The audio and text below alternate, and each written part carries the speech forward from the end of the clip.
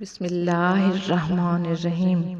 حضرت امام حسین رضی اللہ تعالیٰ عنہ کے پاس صرف بھائی، بھتیجے، بیٹے، بھانجے کل 18 آدمی رہ گئے اور ایک غلام فیروز۔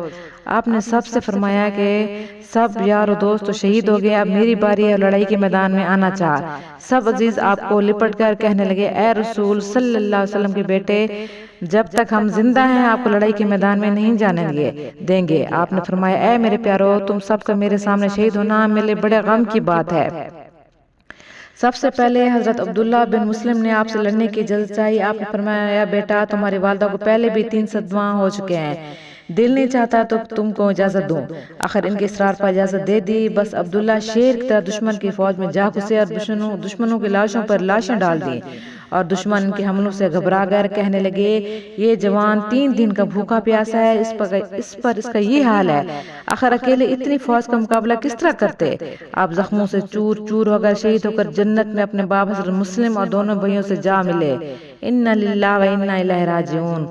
حضرت عبداللہ کے بعد حضرت مسلم کے 3 بھائی حضرت عبید اللہ، حضرت عبد الرحمن، حضرت جعفر، یہ بھی دشمنوں سے لڑے، بہت سے دشمنوں کو مار کر شہید ہو گئے۔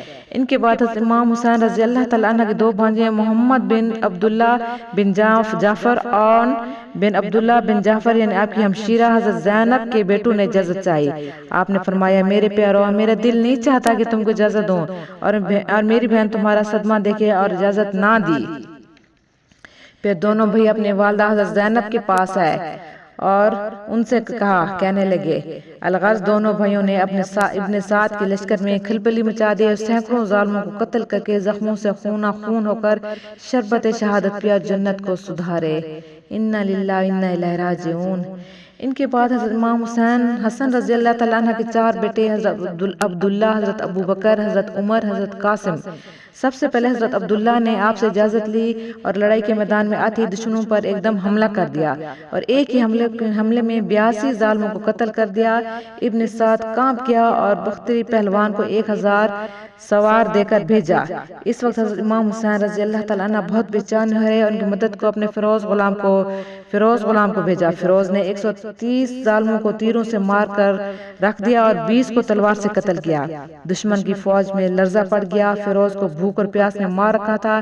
آخر شہید ہو کر حضرت امام حسین رضی اللہ تعالیٰ عنہ کی فدائیوں میں نام لکھا گئے۔ پھر حضرت عبداللہ کو ظالموں نے ہر طرف سے گھیر لیا اور پھر ان پر حملہ کر دیا۔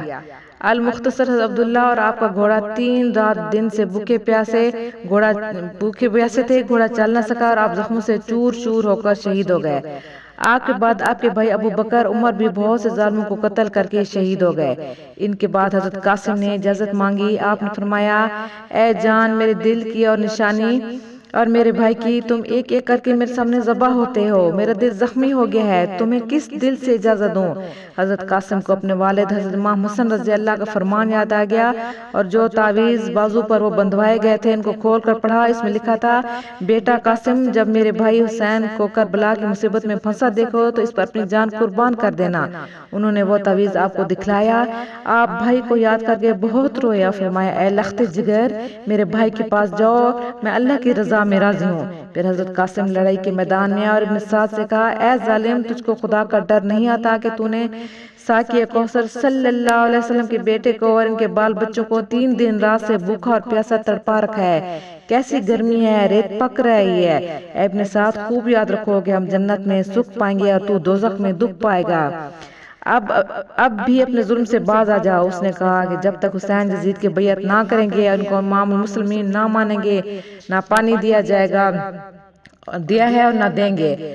آپ نے جواب دیا، یزید شریعت محمدی کے خلاف ہے اور اس کو مٹانا چاہتا ہے، اس لیے ہم نے اس کی بیعت نہ کی اور نہ کریں گے۔ اے دین کے دشمن، آ اور میرا مقابلہ کر۔ آپ کی مردانگی تو آپ کے بدن سے ظاہر تھی۔ ابن سعد ڈر کر فوج میں جا گھسا اور ارزق پہلوان سے کہا کہ تو اس ہاشمی جوان سے مجھ کو بچا، 1000 سوار لے کر اس کا کام تمام کر کہ میں تجھ کو بہت انعام دوں گا۔ ارزق نے کہا، اے سردار، یہ لڑکا میرے سامنے کیا چیز ہے؟ ابن سعد بولا کہ تو ان کے لڑکپن پر نہ جا، یہ شیروں کا شیر ہے، امام حسن کا بیٹا اور علی شیر خدا کا پوتا ہے، بڑا دلیر ہے، خدا کی قسم اگر ان کو بھوک پیاس کی مار نہ آتی تو یہ اکیلا ہی ہمارے لشکر کو زندہ نہ چھوڑتا۔ ارزق نے اپنے 4 بیٹوں کو آپ کے سامنے بھیجا، آپ نے ایک ہی حملہ میں چاروں کے سر اتار کر رکھ دیے، اور اس کے بعد ارزق نے بڑے زور شور سے آپ پر حملہ کیا۔ آپ نے اس کے ایک ایسی تلوار ماری کہ وہ ظالم 2 ٹکڑے اوپر گھوڑے سے گر پڑا اور جہنم میں جا پہنچا۔ پھر آپ حضرت امام حسین رضی اللہ تعالیٰ عنہ کے پاس آئے اور کہا چچا جان پیاس نے مار ڈالا، ورنہ ان کتوں کو میں اکیلا ہی کافی تھا۔ حضرت امام عالی مقام نے ان کو اپنی چھاتی سے لگا دیا، ان کا ماتھا چوم کر فرمایا بیٹے غصے کو پی جاؤ اور پیاس کو دبا لو، دیکھو نانا صاحب صلی اللہ علیہ وسلم اور اپنے بھائی حسن تمہارے انتظار میں کھڑے ہیں، اب وقت قریب ہے کہ تمہاری پیاس کوثر کے پانی سے بجھے گی۔ آپ پھر لڑائی کے میدان میں آئے، آتے ہی ایک ایسا حملہ کیا کہ 30 پیادے اور 50 سواروں کو قتل کر ڈالا۔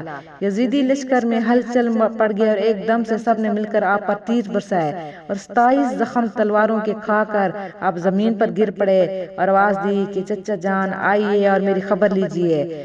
آپ ان کو اٹھا کر خیمہ میں لے آئے اور حضرت امام حسین رضی اللہ ان کا سر گود میں لیے تڑپ رہے تھے۔